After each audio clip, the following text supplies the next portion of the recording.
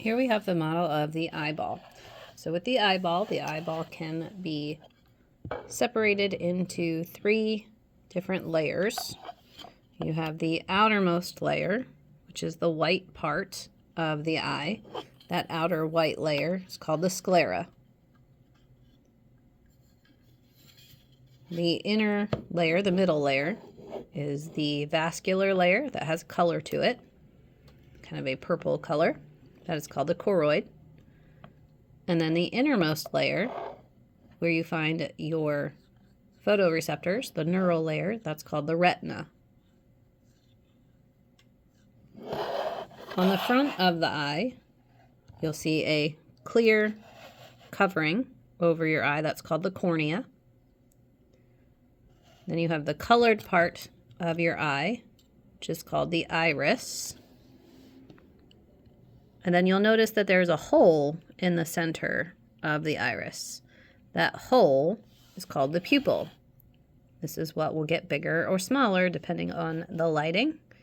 It will dilate, open up, get bigger if there's less light to try and let more light in.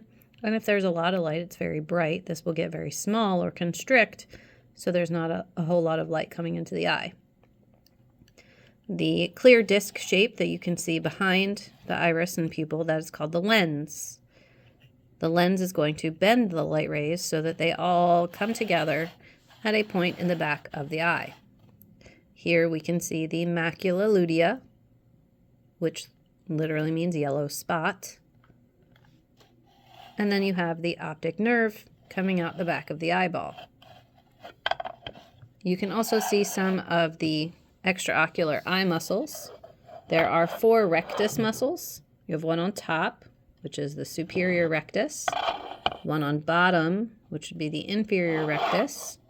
Then you have one on either side. You'd have the lateral rectus and medial rectus on this side, but you can't see it. And then you have the superior oblique, and then there would be an inferior oblique underneath here as well.